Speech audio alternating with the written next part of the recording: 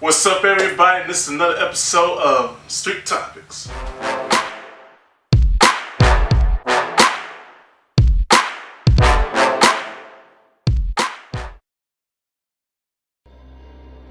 Symone Nicole Marshall is dead, and her family is trying to find out what happened.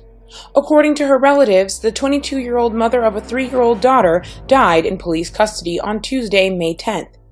Her family says she was run off the road in a brutal car accident on April 26th, in which her car flipped over several times before landing in a ditch. Then, she was taken to the Walker County Jail in Huntsville, Texas, but was never taken to the hospital or seen by a doctor.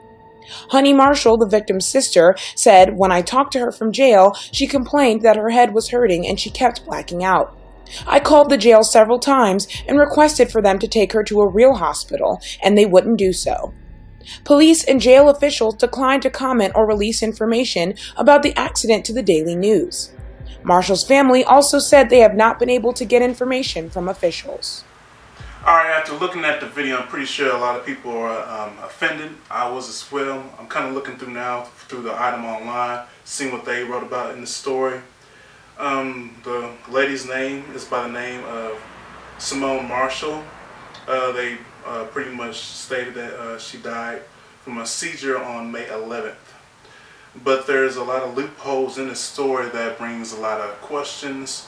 The main thing that I see from the posting of online and the comments that I'm seeing through other social networks is the timing. With nowadays, especially when it comes to incidents like this, especially regarding with the police, with African Americans, time is essential because trust is the main thing. Trust along with African Americans and police are already at an all-time low. So when it takes like a long amount of time for information to pretty much reach out to the public, that's pretty much suspicious as itself.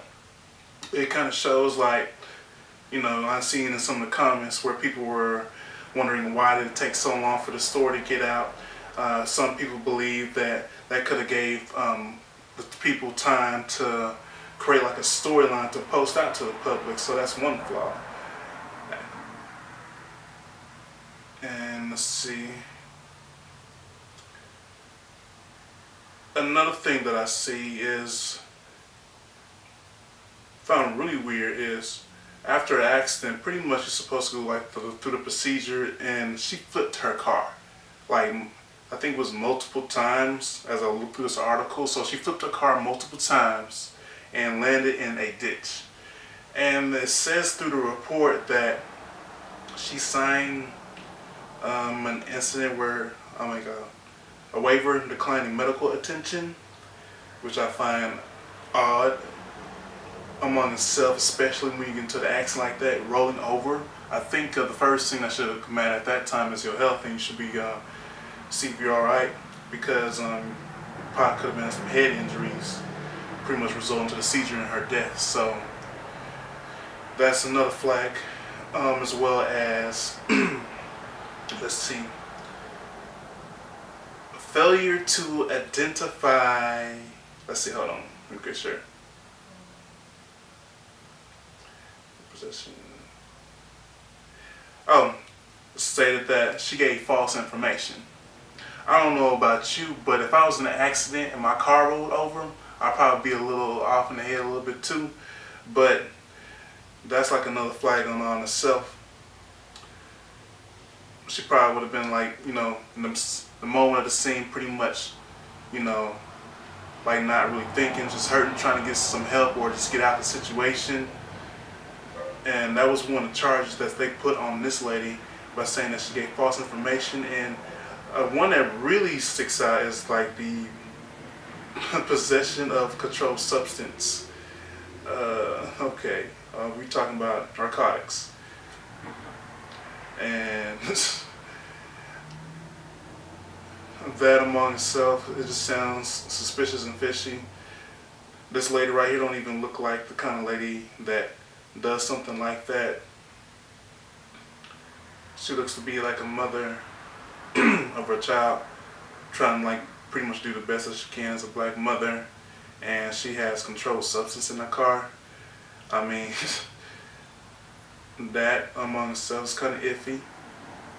I mean, overall, this whole story is just off. I mean, the timing is off. It took too long to deliver information to the public. Our trust is like really low. Not alone with that, we pretty much know how Walker County is. If you want to go with demographics and things like that, and the whole story, it took this long for it to get out.